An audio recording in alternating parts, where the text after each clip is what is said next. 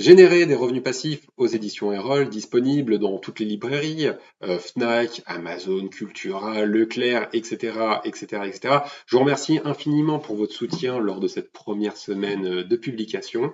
On y parle de dividendes, qui sera le sujet du jour. On y parle de PEA, d'ETF, de Warren Buffett, de crypto-monnaies. Tous les retours jusqu'à présent sont ultra bons. D'ailleurs, je vous mets quelques commentaires. Là, je vous les affiche ici. Suite à la sortie du livre, j'ai reçu sur le site internet une demande de création de portefeuille d'un lecteur ultra intéressante.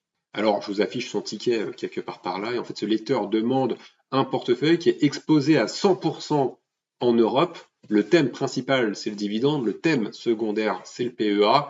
Et la performance visée, c'est 10% par an en moyenne. Alors cette demande, elle est ultra intéressante parce que ça correspond quasi au premier chapitre et au premier portefeuille de ce livre. Il y a 15, son sous-titre, c'est 15 portefeuilles gagnants. Il y a 15 chapitres, c'est 15 portefeuilles. Et le premier portefeuille, c'est le dividende en Europe. On y découvre l'histoire de Nicolas, qui est prof de maths. Et en fait, il a son salaire de fonctionnaire qui est là, qui bouge pas trop. Et puis, il y a l'inflation de l'autre côté, qui a été assez puissante sur les 10 dernières années. Sur sur les produits essentiels, ça a été 10% par an. Donc, petit à petit, il s'est fait rogner de son pouvoir d'achat. Et là, Nicolas, il veut devenir actionnaire de grandes sociétés en Europe pour toucher des dividendes et pour venir combler en fait cette perte de pouvoir d'achat. Et en fait, il veut tout simplement avoir un complément de revenus à son salaire. Bien sûr, Nicolas, il veut pas devenir actionnaire de sociétés fragiles. Ça ne l'intéresse pas du tout d'avoir 6, 7, 8% de dividendes une année, 2 années, et puis la société en parallèle, elle est en train de se péter la gueule, et puis il n'y a plus rien dans les caisses, et puis à la fin, il n'y a plus de dividendes. Au contraire, Nicolas, il préfère avoir des sociétés qui versent 2, 3, 4% de dividendes, mais qui sont ultra solides et qui ont une horizon comme ça, une éclaircie sur les 20 prochaines années.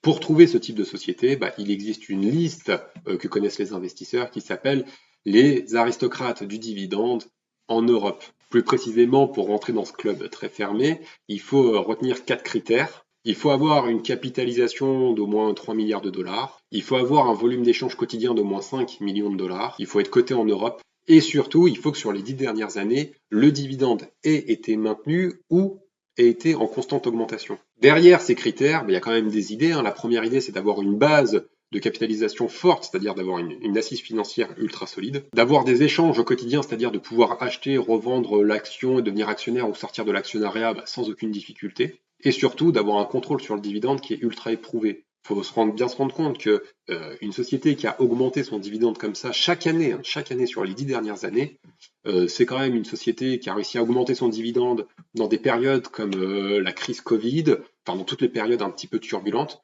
Donc ça démontre quand même que la société, elle n'est pas trop soumise à son marché, c'est plutôt elle qui est mature sur son marché et qui le domine. Et en plus, elle rémunère ses actionnaires. Le premier chapitre, il liste les 50 aristocrates du dividende en Europe. Il y en a en France, il y en a en Italie, il y en a d'ailleurs, vous pouvez me dire en commentaire les aristocrates du dividende en France, si vous les connaissez. Je peux vous en donner deux. D'un côté, il y a L'Oréal, de l'autre côté, il y a Hermès. Et je peux pas toutes vous les donner parce que si moi j'aimerais bien vous ouvrir le livre et tout vous montrer, mais là mon éditeur il me tomberait dessus, il me taperait sur les doigts, je pense même qu'il me casserait les genoux. Donc je vais en mettre qu'une seule en valeur, ça va être une société belge. Alors c'est un spécialiste de la chimie qui existe depuis 1850, donc ça fait pratiquement 200 ans. Je crois que c'est plus de 20 000 collaborateurs partout dans le monde. C'est des milliards et des milliards de chiffres d'affaires. D'ailleurs, je vais vous mettre sa cotation au-dessus. C'est Solvay, là sur les 20 dernières années. Donc on voit que c'est une cotation en perpétuelle augmentation. Et c'est un dividende qui est supérieur à 4%. Solvay, c'est plus de 28 années de dividendes en constante augmentation. Donc c'est des actionnaires qui sont sans arrêt récompensés pour leur fidélité.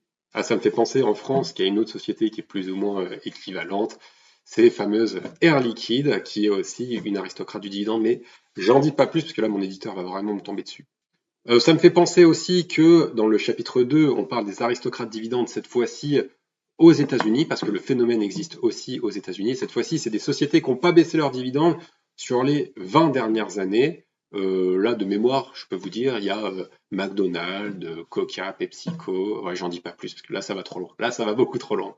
Quoi qu'il en soit, si vous voulez découvrir tous les portefeuilles, Ils sont dans le livre, il y a plus de 400 actions qui sont passées en revue, il y a une quinzaine de portefeuilles qui sont créés, etc., etc. Jusqu'ici, tous les retours sont ultra positifs.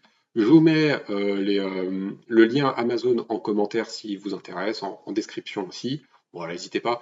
Je pense que ça vaut le coup, il est à 25 euros, mais il faut voir ça comme un investissement pour prendre un bon départ, etc., etc., se faire une idée du marché. Voilà.